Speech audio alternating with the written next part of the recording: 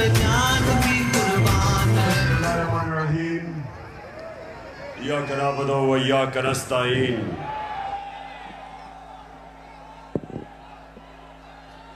मैं सबसे पहले अपने पिंडी के एमएनएज, मेरे एमपीज,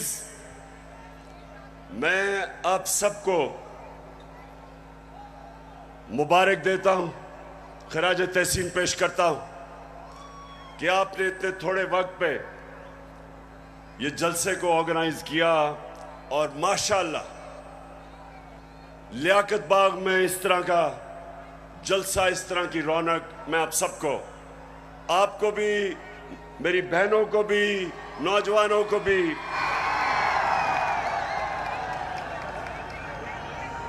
अच्छा,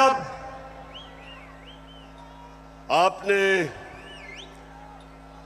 बड़ा संजीदा तरीके से मेरी तकरीर सुननी है, क्योंकि आज मेरे मुल्क में कैंपेन चल रही है और मैं उस कैंपेन के ऊपर भी आऊंगा। उस कैंपेन का एक ही मकसद है कि मेरी कौम को हकीकी तौर पे आजाद ना होने दो। मेरे नौजवानों, खास तौर पे आप, मैं भी बैठा आपको देख रहा था,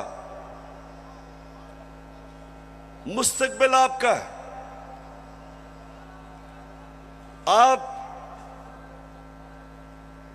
आपने ये फैसला करना है कि क्या हमने उस पाकिस्तान में बड़ा होना है जिसकी ख्वाब देखी थी इल्लामा इकबाल ने और जिसके लिए जदोजहद की थी कायदे आजम ने, या वो पाकिस्तान जिधर कमजोर के लिए एक कानून, ताकतवर कानून से ऊपर कमजोर अपने हकूक ढूंढता है और ताकतवर सारे कानून तोड़ता है। ये पाकिस्तान जिस तरफ जा रहा है, मेरे नबी सल्लल्लाहु अलैहि वसल्लम ने तकरीबन 1500 साल पहले कहा था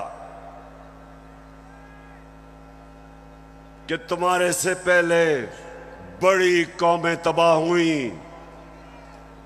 जो कमजोर जब चोरी करता था तो जेल में डाल देते थे, लेकिन जब ताकतवर जुर्म करता था तो वो माशरा उनको नहीं पकड़ता था, कौम तबाह हो जाती थी।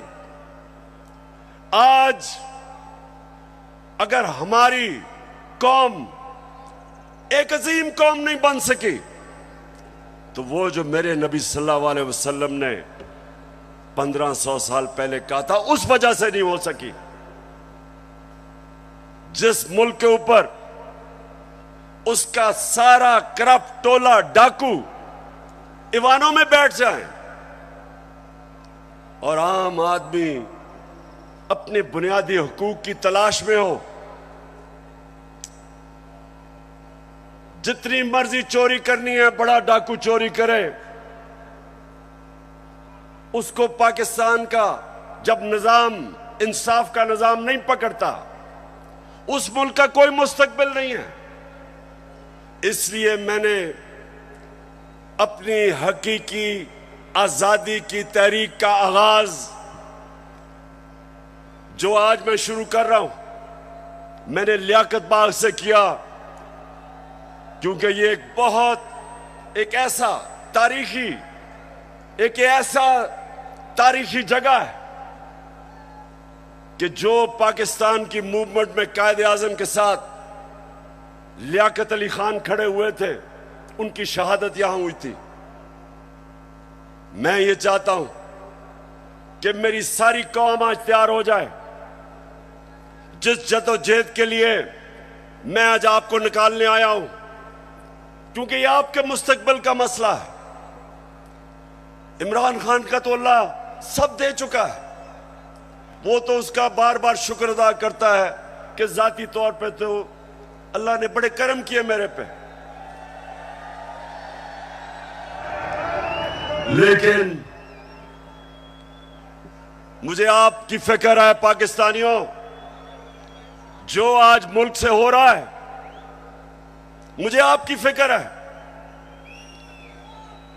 चोर डाकू जब मुल्क की क्यादत पे बैठे हों और यहां ताकत में वो लोग हों जो जाती मफादात के लिए और अपनी अना के लिए मुल्क के मुस्तकबिल को तबाह करते हैं, इनको सिर्फ अवाम की ताकत शिकस्त दे सकती है। और मैंने अपनी आज कौम से वादा कर रहा हूं कि जब तक मैं अपनी कौम को हकीकी आजादी नहीं दिलवाऊंगा, मैं पाकिस्तान की सड़कों पे होऊंगा, मैं अपने लोगों के अंदर जाऊंगा, मैं अपनी कौम को उठाऊंगा।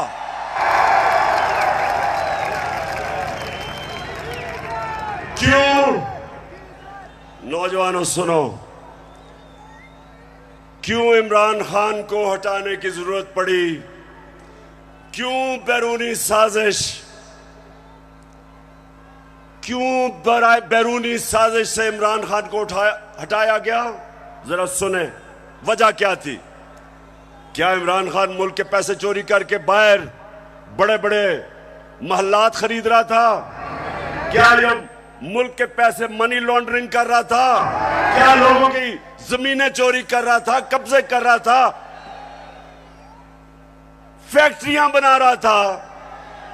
मैंने जितनी देर क़यादत की, इससे कम टाइम पे, जब नवाज शरीफ 1990 में आया था, 17 फैक्ट्रियां बना चुका था। 17 फैक्ट्रियां बना चुका था। मैं सिर्फ क्यों निकाला नवाज शरीफ को? क्यों निकाला? क्योंकि उसने चोरी की थी। लेकिन इमरान खान की रिजीम चेंज क्यों की गई? क्योंकि वो अमेरिका की नौकरी नहीं करना चाहता था। वो एक आजाद फॉरेन पॉलिसी बनाना चाहता था, जिसका मेरी बहनों और नौजवानों समझो आजाद फॉरेन पॉलिसी क्या होती है। वो फॉरेन पॉलिसी होती है जो अपने अवाम की बेहतरी के लिए होती है। जो फॉरेन पॉलिसी दूसरे मुल्कों के मफादात की हिफाजत करने के लिए होती है और अपने लोगों को दूसरों के लिए कुर्बान करने के लिए होती है, उस फॉरेन पॉलिसी के खिलाफ में आया था। मैं ये नहीं चाहता था कि अमेरिका की जंग में मेरी कौम जाए और 80,000 मेरे लोग उस जंग के अंदर कुर्बान हो अमेरिका के लिए। मैं नहीं चाहता था कि अगर आप अमेरिका अफगानिस्तान में यहां से हमारे ऊपर से कोई कार्रवाई करे, मैं नहीं चाहता था कि मेरा मुल्क मुलव्वस हो उसमें। क्योंकि मैं क्यों चाहूं कि अफगानिस्तान से हमारे ताल्लुकात खराब हो? मैं चाहता हूं कि मेरी फॉरेन पॉलिसी हो जो मेरे लोगों की बेहतरी में हो। अगर रूस से मुझे 30 या 40% कम कीमत पे तेल मिलता था और मैं अपने लोगों को सस्ती पेट्रोल और फजलुर रहमान दूं, तो मैं क्यों ना दूं?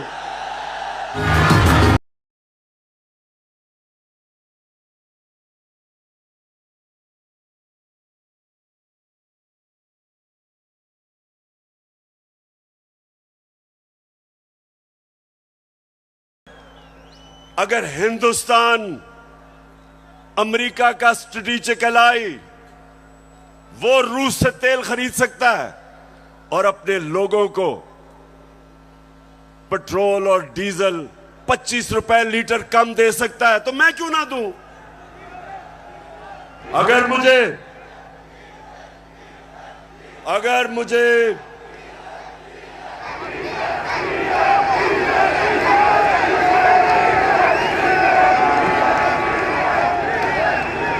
सुने नौजवानों, ये जरूरी है सुनना। देखें, अब आप समझ जाए, आजाद फॉरेन पॉलिसी है हिंदुस्तान की। उनका मुल्क सारे फैसले करता है अपने लोगों की बेहतरी के लिए। हमारे यहां जो गुलाम बैठे हुए थे, फैसले करते हैं दूसरे मुल्क के लिए, अपने लोगों को कुर्बान करते हैं। हम दूसरों की जंगों में शामिल होके अपने मुल्क की तबाही करते हैं। सबसे ज्यादा जो लोग बात नहीं करते, अमेरिका की जंग में जो कबायली इलाके के लोगों से जो जुल्म हुआ, जिस तरह सारा कबायली इलाका उजड़ा, 400 ड्रोन अटैक हुए, औरतें बच्चे मारे गए, उनकी जंग की वजह से 35 लाख कबायली इलाके के लोग नकल मकानी कर गए। कौन जिम्मेदार है? सिर्फ इसलिए कि यहां थोड़े साहिब इख्तिदार बैठे हुए थे जिनको थोड़े डॉलर मिलने थे,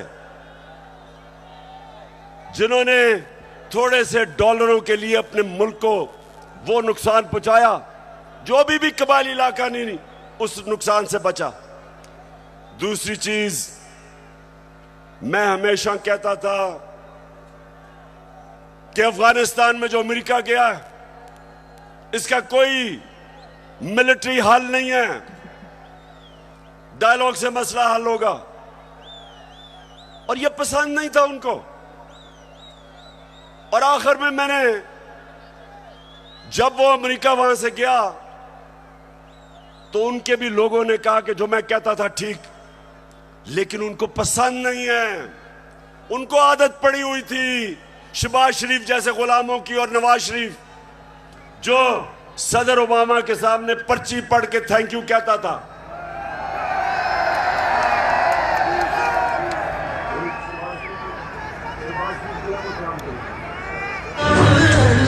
खुदा के काबे से।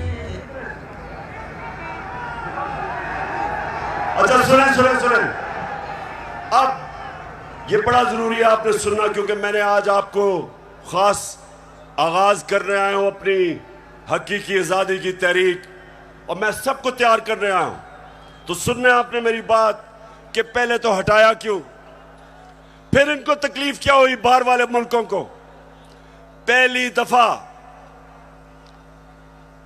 दफा पाकिस्तान का प्राइम मिनिस्टर ओआईसी की मीटिंग में जाता है, यूनाइटेड नेशंस की जनरल असेंबली में जाता है, और क्या कहता है? कहता है कि मुसलमानों को बड़ी तकलीफ होती है जब हमारे नबी सल्लल्लाहु अलैहि वसल्लम की शान में गुस्ताखी की जाती है। आजादी राय की आड़ लेके सारे फोरम के ऊपर पहली दफा, बल्कि पाकिस्तान के लीडर ही नहीं, दुनिया में भी किसी मुसलमान लीडर ने यह बात नहीं की। और उसकी वजह से मुझे सबसे बड़ा फख्र यह है कि पहली दफा 2 मगरबी लीडर्स, रूस के प्रेसिडेंट पुतिन और कनाडा का जस्टिन ट्रूडो प्राइम मिनिस्टर, दोनों ने स्टेटमेंट दी कि आप आजादी राय की आड़ लेके हमारे नबी सल्लल्लाहु अलैहि वसल्लम की शान में गुस्ताखी नहीं कर सकते। यह कभी पहले नहीं हुआ।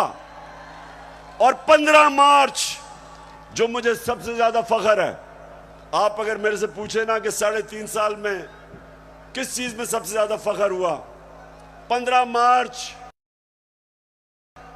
यूनाइटेड नेशंस ने फैसला किया कि एंटी इस्लामोफोबिक डे बनाया में।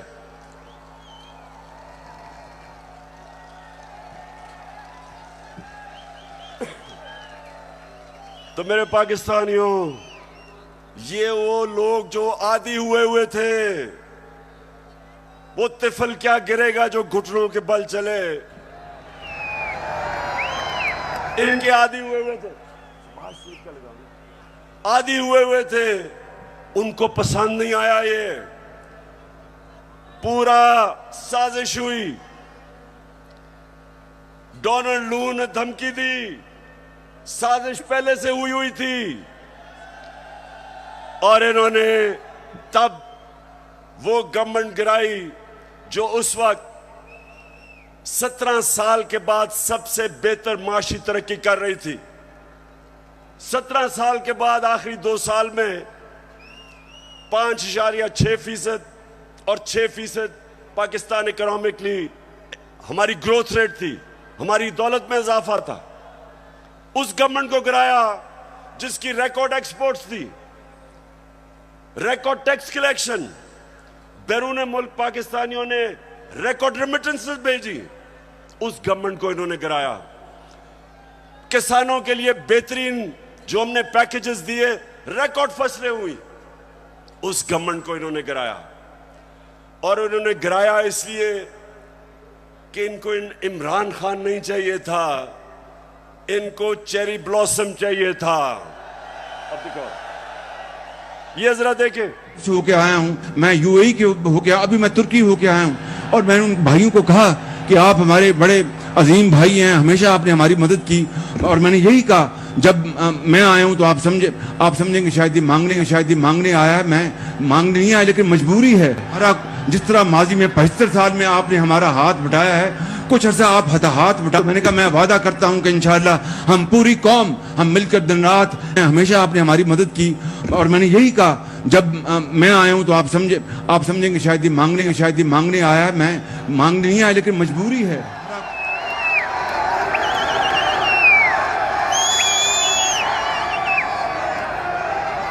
तो मेरे नौजवानों, मैं इसलिए आपके पास आया हूं, मैं भी मांगने नहीं आया, मैं आपको तैयार करवाने आया हूं कि अगर इस वक्त मेरी कौम खड़ी नहीं होगी, इस तरह के लोगों की गुलामी करेंगे जो कहता है कि जी हम तो भिखारी हैं, बेगर्स आर नॉट चूजर्स। तो मैं, अब सुने जरा मेरी बात, मैं अगली बात करना चाहता हूं। देखिए, पाकिस्तान में जब ये आए, अब मैं सिर्फ बताना चाहता हूं कि लोगों से हुआ क्या 4 महीने में। मुझे जितने लोगों ने बताया कि जब उनके पास बिजली के बिल आए, कौम के ऊपर गुजरी क्या है, कि किस तरह उनको समझ नहीं आ रही, आम सफेद पोश लोगों को, कि बिजली के बिल दें, बच्चों की फीस दें, खाना दें। बिजली जो हमारे जमाने में 18 रुपए यूनिट था, मैंने 5 रुपए यूनिट सब्सिडी दिलवाई कि कम करो, वो आज 36 रुपए यूनिट है, दुगनी हो चुकी है। आज हमारी इंडस्ट्री जो सबसे तेजी से लार्ज स्केल मैन्युफैक्चरिंग तेजी से जो बढ़ रही थी, दौलत में इजाफा हो रहा था, सारे बर्रे सगीर में सबसे ज्यादा रोजगार पाकिस्तान में था वर्ल्ड बैंक के मुताबिक। तो इन्होंने जो महंगाई की है, बिजली की कीमतें बढ़ाई हैं, पेट्रोल और फजलुर रहमान की जो कीमत बढ़ाई है, उससे आप समझते कि कितना नुकसान हुआ है इंडस्ट्री, हमारी इंडस्ट्री को नुकसान, बेरोजगारी बढ़ रही है। हमारा तो यहां नौजवान आबादी है, अगर हम रोजगार नहीं देंगे ये लोग किधर जाएंगे? कितने लोग मुल्क से बाहर जा सकते हैं? तो ये जो मैं आज आपके पास सिर्फ अब आपको बताऊं कि इन्होंने जो सारे चोरों के टोला ने मिलके कि जी बहुत महंगाई कर दी इमरान खान ने, मैं ये जरा आप सिर्फ थोड़ा आराम से सुने कि इन्होंने किया क्या है। पहले मैं आता हूं ताकि आपको पता है हमने हमजा कुकड़ी को शिकस्त दी, और आपको पता है उसका मुर्गी का कारोबार है। तो जब हम आए थे मुर्गी का गोश्त केजी जो बिक रहा था, ये हमारे दौर में साल पहले 160 रुपए केजी, आज पहुंच गया 270 रुपए केजी। पेट्रोल एक साल पहले 120 रुपए लीटर, आज पहुंच गया 234 रुपए लीटर।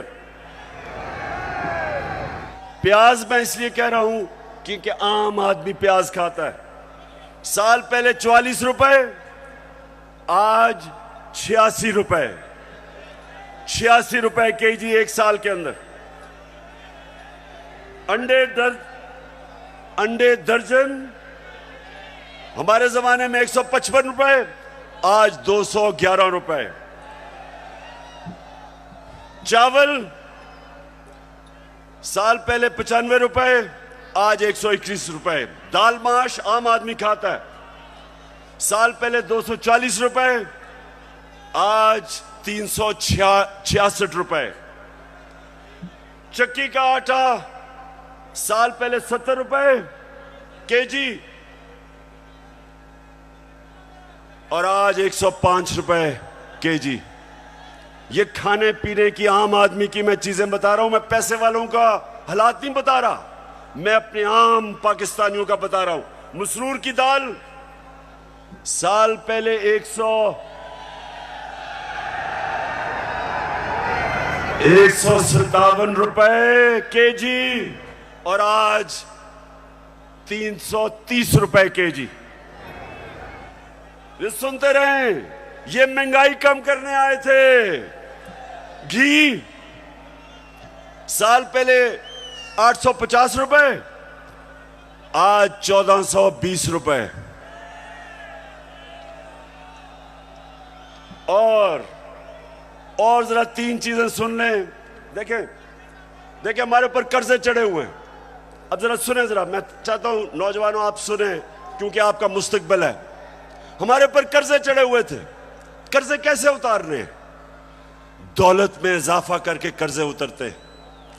आपकी जब फैक्ट्रियां चलती हैं, बाहर से सरमायाकारी होती है, आपकी किसानों की पैदावार बढ़ती है, दौलत में इजाफा होता है, उससे आप अपने कर्जे वापस करते हैं। मसलन मैंने दुकान के लिए कर्जा लिया, मैंने दुकान बना ली, अब मैंने कर्जा ले लिया। अब जब जैसे जैसे मेरी ज्यादा सेल होगी, मेरी दौलत में इजाफा होगा, मैं कर्जे वापस करूंगा। अब जब से ये आया, क्या हो रहा है? बजाय दौलत में इजाफा होने के फैक्ट्रियां बंद हो रही हैं। इन्होंने बिजली की कीमत उधर पहुंचा दी और गैस की। फैक्ट्रियां मुकाबला नहीं कर सकती हिंदुस्तान का, एक्सपोर्ट्स गिर रही हैं। एक्सपोर्ट्स हमारे जिस महीने हम छोड़ के गए थे, एक्सपोर्ट्स 3.1 अरब डॉलर था, आज एक्सपोर्ट्स इस महीने 2.2 अरब डॉलर, जो 3.1 अरब डॉलर से एक्सपोर्ट नीचे आ गई 2.2 अरब डॉलर पे। रिमिटेंस जो बैरून मुल्क पाकिस्तानी पैसा भेजते हैं, हमारे आखिरी महीने में 3.1 अरब डॉलर, वो नीचे आके 2.5 अरब डॉलर पे आ गई। मतलब कि दौलत में इजाफा नहीं हो रहा, कर्जे बढ़ते जा रहे हैं। इनके पास हल क्या है? आर्मी चीफ से टेलीफोन करवा रहे हैं सऊदी अरेबिया को कि जी पैसे दे दो, क्योंकि इनको तो सारे समझते हैं कि चोर है ये, इनको तो पैसे कोई नहीं देता। तो आर्मी चीफ अमेरिका को कभी टेलीफोन कर रहा है, कभी यूएई को कर रहा है, कभी सऊदी को कि जी पैसे दे दो। तो इससे क्या होगा? वो तो कर्जे देंगे, कर्जे बढ़ते जा रहे हैं। कर्जे वापस कैसे कर रहे हैं? दौलत में तो इजाफा नहीं हो रहा। और इसलिए मेरे पाकिस्तानियों, इसलिए मैं इनको कहता हूं कि एक ही तरीका है इस मुल्क को इस दलदल में जो घुसा रहे हैं निकालने का, और वो है साफ और शफाफ इलेक्शन। एक ही रास्ता। लेकिन ये सारे खौफजदा, इन्होंने जब हुकूमत गिराई, नौजवानों सुनो, हुकूमत जब गिरवाई, इनका ख्याल था पार्टी का जनाजा निकल गया। उसके बाद जब पब्लिक सड़कों पे आ गई, इन्होंने 25 मई को हमारे ऊपर जुल्म किया दहशत फैलाने के लिए। उसके बाद 17 जुलाई को बाई इलेक्शन हुआ पंजाब का, हमजा कुकड़ी फारग हो गया, हम जीत गए। सितम के कोहे गरा रूई की तरह उड़ जाएंगे हम महकूमों के पांव तले। ये धरती धड़ धड़ धड़केगी और अहले हुक्म के सहरुख पे जब बिजली कड़कड़ कड़केगी हम देखेंगे लाजिम है कि हम भी। तो जब 17 जुलाई धांधली के बावजूद ये जो इन्होंने चीफ इलेक्शन कमिश्नर बैठाया हुआ है, इसने पूरी खिदमत की मरियम की और हमजा की, पूरी कोशिश की, धांधली की, इंतजामिया इनके साथ, पुलिस इनके साथ। उसके बावजूद पाकिस्तानी कौम, पंजाब के लोग इतनी तादाद में निकले कि इलेक्शन हार गए धांधली के बावजूद। उसके बाद इनको और खौफ आ गया। उसके बाद इन्होंने एक और प्लान लेके आए। इन्होंने कहा अगर हम अब इलेक्शन करवाएंगे तो ये तो 2/3 अक्सरियत ले जाएगी तहरीक इंसाफ। डर गए, खौफजदा हो गए। फिर इन्होंने एक और प्लान बनाया, और प्लान बनाया कि तहरीक इंसाफ को क्रश करो। पाकिस्तान की जो सबसे बड़ी पार्टी, किसी ना किसी तरह इसको क्रश कर इलेक्शन तब तक ना कराओ जब तक पार्टी क्रश ना हो। और मैं बार बार आइन और कानून के बीच में रहता रहा। 25 मई को जो इन्होंने जुल्म किया, उसके बावजूद अगर मैं उस दिन डी चौक में, अगर मैं उस दिन वहां से अपना धरना खत्म ना करता, मुझे पता था कि शाम को खून होना है। मुझे पता है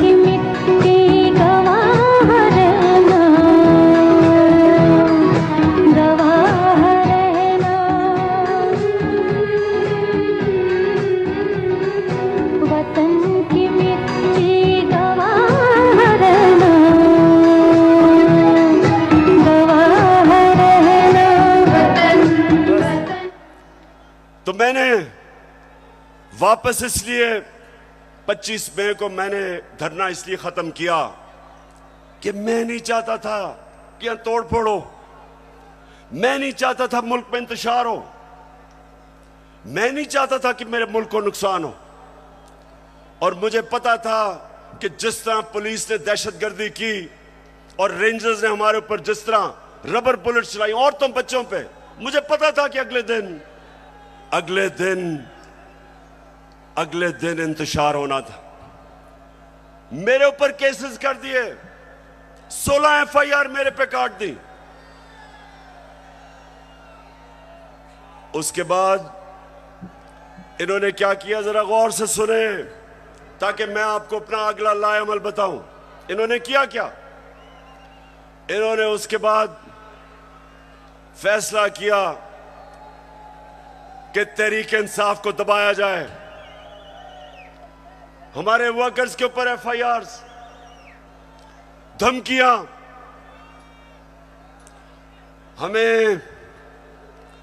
हमें यह कहा गया कि जनाब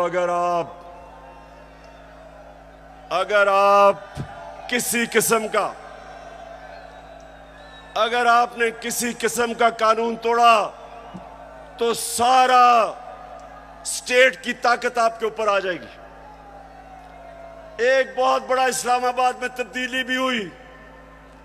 एक मिस्टर एक्स उधर लाहौर में और एक मिस्टर वाई को इस्लामाबाद लाया गया हमें सीधा करने के लिए। देखें, मैं अब आता हूं जिस चीज के ऊपर मुझे सबसे ज्यादा तकलीफ है। इन्होंने शहबाज गिल को पकड़ा, अगवा किया,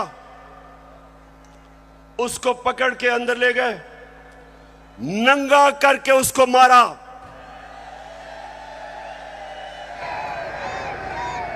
दो तीन दिन तक मुझे तो पता नहीं चला। जब मेरे वकील मिलने गए, उन्होंने मुझे आके बताया कि उन्होंने उसका क्या हशर किया। अब शहबाज गिल, जरा मैं सारे पाकिस्तानियों का तो जरा गौर से मेरी बात सुने। वो एक प्रोफेसर है, वो अमेरिका में कॉलेज में पढ़ाता है। वो अपने मुल्क के लिए आया कि यहां वो भी एक नए पाकिस्तान के लिए जद्दोजहद करेगा। उसका कितना बड़ा जुर्म था, कितना बड़ा जुर्म था कि पहले उसको उठा के उसकी गाड़ी का शीशा तोड़ा, उसको उठा के ले गए। उसके ड्राइवर की बीवी को उठा लिया, 10 महीने की बेटी उसको ले गए और उसको नंगा करके इन्होंने उसको मारा, उसकी तस्वीरें बनाई।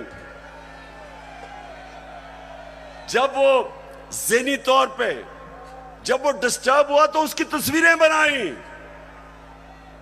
मैं वो लोग जिन्होंने ये किया, मैं उन सारों को आज उनसे मुखातिब हूं कि आप सोचें कि आपसे ये होगा, कभी हुआ तो आपके और आपकी फैमिली के ऊपर क्या गुजरेगी। सोचें, एक इंसान की आप डिग्निटी खत्म कर रहे हैं। उसको जानवर भी इस तरह की हरकतें नहीं करते। अल्लाह कुरान में कहता है कि मैंने इंसान को वो सलाहियत दी है कि फरिश्तों से भी ऊपर बना दिया, लेकिन साथ वो ये भी कहता है कि जब इंसान गिरता है वो जानवरों से भी नीचे चला जाता है। ये जो इन्होंने किया है, ये जानवरों से भी नीचे चले गए हैं। खुदा के काबे से सब बुत उठवाए जाएंगे, हम रहले सफा। फिर झूठ बोला जाता है। सारे डरे हुए होते हैं। सुपरिटेंडेंट सच नहीं बताते कि उसके ऊपर तशद्दुद हुआ, छुपाने की कोशिश की जाती है। और मुझे जो अफसोस हुआ कि मैजिस्ट्रेट ज़ेबा, जब आपके सामने एक आदमी आया और तशद्दुद पुलिस कर चुकी थी उस पर, क्या आपको वापस पुलिस के पास उसको भेजना चाहिए था? आपको तफ्तीश नहीं करनी चाहिए थी? यह आपको इंसाफ का तकाजा था कि जब एक आपको नजर आ रहा था कि वो बिल्कुल टूट चुका था, जो उन्होंने उसे जुल्म किया था, उसके बावजूद वापस भेज दिया पुलिस के पास। और फिर कहते हैं जी किसी को तौहीन हो गई। ये आप जो इतना बड़ा रुतबा है जज का, उससे आप इंसाफ नहीं कर रहे। और जो आईजी और डीआईजी इस्लामाबाद, इनके ऊपर, दोनों के ऊपर केसेस हमने दर्ज करवाए हैं, आप इनके ऊपर एफआईआर कटवाई है। और मैं सारी अपनी कौम को कहता हूं कि ये आजाद मुल्कों में ऐसी चीजें नहीं होती। सिर्फ गुलाम मुल्कों में, जिधर आपके हकूक नहीं होते, जिधर इंसाफ नहीं होता, जिधर आइन की और कानून की बालादस्ती नहीं होती, उन कौमों में यह होता है। वहां लोग गुलाम होते हैं, वो कभी ऊपर नहीं आ सकते। जिस कौम के अंदर इंसाफ नहीं होता, वो कभी ऊपर नहीं आती। नबी सल्लल्लाहु अलैहि वसल्लम ने मदीना में लोगों को इंसाफ दे के आजाद कर दिया था। उन्होंने सबको कानून के सामने एक बराबर खड़ा कर दिया था। कोई ताकतवर किसी कमजोर पे जुल्म नहीं कर सकता था, इसलिए वो आजाद हो गए थे। हमारा हर जगह ये जो शहबाज गिल का केस है कि नवाज शरीफ ने उससे बहुत बुरी बातें पाकिस्तानी फौज के खिलाफ की है। देखें जरा इनकी टेप से इन्होंने क्या क्या कहा हुआ पाकिस्तानी फौज के ऊपर। नवाज शरीफ ने, ख्वाजा आसिफ ने, मरियम ने, उनको क्यों नहीं पूछते? क्योंकि वो ताकतवर हैं। वो बेचारा अमेरिका से आया था, कहा कि उसको पूछने वाला कोई नहीं, उसको इस तरह आपने जलील करके। और मुझे शर्म आती है कि हमारे मुल्क में इस तरह की इंसानों को जलील किया जाता है। और इंशाअल्लाह इसका हम पूरा कानूनी तौर पे हम पूरा इंसाफ लेके रहेंगे इसके ऊपर। बाजवा साहब, आपने हमारी अच्छी भली चलती हुकूमत को रुखसत करवाया, जजों से जोर जबरदस्ती से फैसले आपने लिखवाए। जनरल बाजवा साहब, आपको 2018 इलेक्शन में अवाम के मैंडेट की चोरी का हिसाब देना है। हाँ, नवाज शरीफ ने ये जरूर किया कि उसने किरदारों और इदारों के दरमियान एक वाज़ेह लकीर खींच दी है। एक या दो अफराद इदारा नहीं हुआ करते, एक या दो अफराद इदारों की बदनामी का बायस बना करते हैं।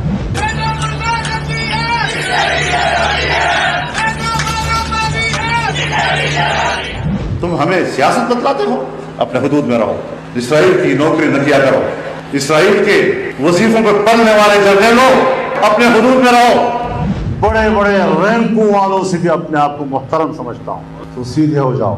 और अगर बिगड़ोगे तो फिर अगर हम बिगड़ गए तो अफगानिस्तान में अमेरिका का क्या हश्र हुआ, खुदा की कसम यहाँ तुम्हारा वही हश्र होगा। और अभिनंदन की क्या बात करते हैं। मुझे याद है चीफ ऑफ आर्मी स्टाफ तशरीफ लाए, पैर कांप रहे थे, पसीने माथे पे थे। दफा के लिए ये पूरी इंप्यूनिटी के साथ अपना सीना चौड़ा करके डिफेंस बजट को क्लेम कर रहे हैं और मांग रहे हैं कौम से। कौम की हड्डियों से गोश्त तक जो है इन्होंने निचोड़ लिया है और उतार लिया। क्यों पिंडी, आप जज बने और आप फैसला करें कि ये हमारी फौज को क्या ये नुकसान पहुंचा रहे हैं या ये डैमेज करते थे, या वो जो शहबाज गिल ने का वो आपको पता भी नहीं चलेगा उसने क्या कहा इसके मुकाबले में। बहरहाल अगर उसने कुछ कहा तो उसके पास अदालत में जाए, कानून बने हुए हैं। लेकिन नंगा करके किसी के ऊपर तशद्दुद करना ये किसी भी इंसानी माशरे में नहीं होता। ये सिर्फ जानवरों के माशरे में, बल्कि वो भी मैं कहूंगा कि ऐसे नहीं होता। अच्छा, अब जो इनकी गेम है, इनकी गेम ये है कि ये शहबाज गिल को मिसाल बनाई जाए। ARY जो कि हमारा मौकफ, तहरीक इंसाफ का मौकफ पेश करता था, जो पाकिस्तान की नंबर 1 चैनल बन चुकी थी, उसको सिर्फ इसलिए बंद किया गया कि जनाब किसी तरह तहरीक इंसाफ का मौकफ ना पेश किया जाए। पैमरा को इस्तेमाल, अब पैमरा भी आ गया। पैमरा कहता है कि जनाब इमरान खान की लाइव तकरीर नहीं हो सकती। क्या जुर्म किया इमरान खान ने? जुर्म ये किया है, सिर्फ जुर्म एक है कि वो कभी इन चोरों के टोले को तस्लीम नहीं करेगा। ये जुर्म है उसका। ज़माने के अंदाज बदले गए। उसके बाद सोशल मीडिया, उनके बच्चों को पकड़ पकड़ के धमकियां दी जाती है। मीडिया की कोई बात करे उनको धमकी दी जाती है। तो मैं आखिर में अब मैं अपने न्यूट्रल से मुखातिब हूं।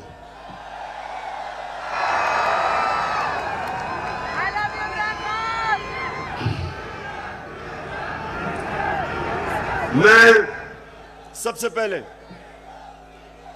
आपको यह बताना चाहता हूं, वो वाले जो 4 लोगों की इनकी स्टेटमेंट है ना,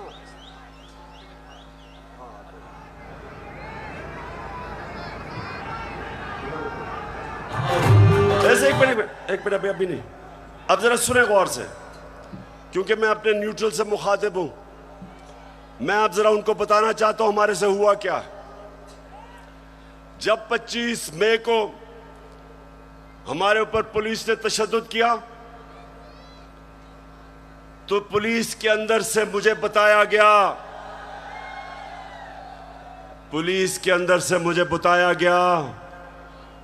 कि जनाब ये पीछे से हमें हुक्म था, यानी कि न्यूट्रल्स का प्रेशर था कि इनको फेंटा लगाओ। जरा सुनते जाए, मैं इस मुल्क के अंदर मेरा जीना मरना है। मैं कोई बाहर नहीं भागूंगा, मेरी कोई बाहर जगह नहीं है, मेरा जीना मरना यहां है। और शायद बाकियों से ज्यादा मुझे इस मुल्क की फिक्र है। तो मुझे यह कहा गया कि ना जनाब हमारे पीछे से प्रेशर है। फिर ये जो चीफ इलेक्शन कमीशन हर फैसला हमारे खिलाफ दे रहा है, पूरा ये जो मुझे डिस्क्वालीफाई करने की कोशिश है, अंदर से पैगाम आता है कि जी मैं तो वो तो कुछ नहीं कर रहा, पीछे से प्रेशर है बूट का। फिर सुनते जाएं, हमें ये जो ऑपोजिशन है, ये जरा मैं चाहता हूं सुने कि बदनाम कौन कर रहा है हमारी फौज को। ये अभी ये जो पुलिस वाला जो हुआ शहबाज गिल से, हमने पुलिस से पूछा तुमने तशद्दुद, हमें तो पता ही नहीं जी, पीछे से हुआ है कुछ, वो भी आपकी तरफ कह रहे हैं। तो जो भी हो रहा है आज पाकिस्तान में, जो गलत काम होता है आपका नाम लग जाता है। अब जरा ये सुने कि ये जो आपके इस वक्त खैर ख्वाह बैठे हुए गवर्नमेंट में, ये क्या कहते हैं। जिनकी वजह से होता है, जिनकी मदद से होता है, हम उनकी मदद नहीं लेना चाहते और हम चाहते हैं कि अगली हुकूमत का फैसला पाकिस्तान की आवाम करे। के अदम एतमाद सौदे के बगैर मुमकिन नहीं होती। यहाँ पर अदम एतमाद का जो निज़ाम है इस्टेब्लिश के बगैर मुमकिन नहीं है। कोई डील करके इक़्तिदार नहीं चाहते। पाकिस्तान में तहरीक अदम एतमाद उस सूरत में अमूमन कामयाब होती है जी, जब इस्टेब्लिशमेंट आपकी पुष्ट पे हो। इस्टेब्लिशमेंट करती है, वो डील का नतीजा हो है।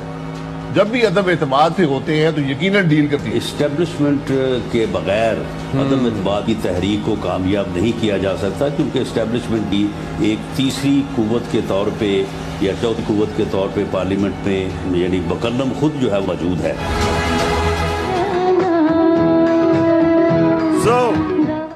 सो मैं ये सवाल पूछता हूं, कौन किसको बदनाम कर रहा है। और उसके बाद जरा सुनते रहे, हमें पैगाम आता है, मेरे घर से कोई मिलने आता है, उसको टेलीफोन आ जाता है एजेंसी से जी कि जी आप क्या करने गए थे। मेरे घर में लोग मिलने आ रहे हैं, पुलिस खड़ी है नीचे, उनके जूते उतार रही है। ये पुलिस नहीं कर रही, पुलिस हमें खुद बताती है कि पीछे से न्यूट्रल्स का हुक्म है हमें। तो मैं आज पूछता हूं कि क्या आप न्यूट्रल हैं या नहीं हैं, बताएं हमें। और अगर नहीं है तो क्यों इस मुल्क को इतना नुकसान पहुंचा रहे हैं। अगर इन लोगों के साथ आपने खड़ा होना है, तो क्या आपका ख्याल है कि जो कौम 30 साल से इनको चोर समझती है, वो क्योंकि आज आप इनके साथ खड़े हैं, वो इनको पाक कर देगी, वो मान जाएगी कि ये नहीं, चोर नहीं है। आपको भी नुकसान पहुंच रहा है। मैं आज इसलिए कह रहा हूं सब कुछ कि मुझे पता है प्लान क्या बना हुआ है। जो मिस्टर वाई आया, मुझे पता है वो क्या प्लान बना के आया है कि मीडिया को दबाओ, आवाज बंद करो, इनको डराओ धमकाओ, शहबाज गिल को मिसाल बनाओ, इमरान खान को जेल में डाल दो। इमरान खान को जेल से कोई फर्क नहीं पड़ेगा। जो करना करो, जो करना करो। मैं अपनी कौम के सामने सारी कौम को इकट्ठा करूंगा, और अगर ये जो डिस्क्वालीफाई कर रहे हैं जी, फंडिंग केस या फलाना केस, जो भी आप करेंगे आप अपनी कौम को नुकसान पहुंचाएंगे। क्यों? क्योंकि सबसे बड़ी पाकिस्तान में इस वक्त नेशनल लेवल पे फेडरल पार्टी तहरीक एक ही है, तहरीक इंसाफ। सारे पाकिस्तान में है, सारे सूबों में है। ये मुल्क को इकट्ठा रख सकती है। कभी फौज अकेला मुल्क को इकट्ठा नहीं रख सकती, नहीं तो ईस्ट पाकिस्तान को इकट्ठा रख सकते। पॉलिटिकल पार्टी जो सारे मुल्क में इंसानों को इकट्ठा करती है, वो मुल्क को मजबूत रखती है। उस पार्टी को कमजोर करने का मतलब पाकिस्तान को कमजोर करना है। और अगर आप इसी पार्टी को दीवार से लगा देंगे, जो आप इस वक्त प्लान बना हुआ है, मैं आपको यकीन दिला रहा हूं कि यहां श्रीलंका वाला हाल होने वाला है। अभी तो हम आइन और कानून के बीच में चल रहे हैं, लेकिन जब एक पॉलिटिकल पार्टी हट जाएगी रास्ते से, तो जो हालात है पाकिस्तान में, कौन रोकेगा पब्लिक को? 22 करोड़ लोग हैं। श्रीलंका तो 2 करोड़ से थोड़ी सी ज्यादा उनकी पूरी आवाम है। यहां तो 22 करोड़ पाकिस्तानी है। जो हालात हैं, अगर इसमें आप पॉलिटिकल पार्टी को खत्म करके इन चोरों को ऊपर मुसल्लत करेंगे, नुकसान तो मुल्क है। और मैं इसलिए आखिर में कहता हूं कि इस मुल्क के पास सिर्फ एक रास्ता है, और वो रास्ता है साफ और शफाफ इलेक्शंस का। ये जो बाकी तरीके इख्तियार किए जा रहे हैं, एक वो सेटअप, एक जिनके पास पब्लिक में निकल नहीं सकते, जलसा वो नहीं कर सकते, उन लोगों को अगर, और 30 साल से जो चोरी कर रहे हैं, अगर आप समझते हैं कि ये कौम उनको एक्सेप्ट कर जाएगी, कौम भी नहीं एक्सेप्ट करेगी, कोई भी इन्हें एक्सेप्ट नहीं करेगा, ना बाहर इनकी क्रेडिबिलिटी, ना पाकिस्तान में। और आगे हमारे मुल्क के हालात बिगड़ते जाएंगे। ये कर्जे लेके और समझना कि जी मुल्क चलना शुरू हो गया, क्योंकि कई मुल्कों ने कर्जे दिए। ये कैंसर का इलाज डिसिप्लिन से हो रहा है। कर्जे बढ़ते जा रहे हैं, कर्जे का बोझ बढ़ता जा रहा है। ये इस तरह मुल्क नहीं चलेगा। जब तक पॉलिटिकल स्टेबिलिटी नहीं आएगी, माशी हालात ठीक नहीं होंगे। तो मैं आखिर में अपनी तकरीर खत्म करने से पहले बलूचिस्तान के लोग, सिंध के लोग और राजनपुर और डेरा गाजी खान जिधर सैलाब आए हुए हैं, उधर के लोगों के लिए एक तो हम दुआ भी करते हैं, और मैं सारी गवर्नमेंट्स को, पंजाब की गवर्नमेंट को कह रहा हूं कि पूरी तरह मदद करें हमारे इलाकों में। केपी की गवर्नमेंट को कहूंगा कि जो भी हम कर सकें बलूचिस्तान में करें, और जो भी हालात हैं, मैं चाहूंगा कि जो हमारे लोग बड़े खुल के ऐसे मौके पे मोबिलाइज होते हैं, इन लोगों की मदद करें, क्योंकि लोग इस वक्त सैलाब की वजह से बहुत मुश्किल में। और आखिर में मैं ये भी मुबारक देना चाहता हूं सबको कि अभी जो कराची में बाय इलेक्शन है, तहरीक इंसाफ जीत गई है। पाकिस्तान जिंदाबाद।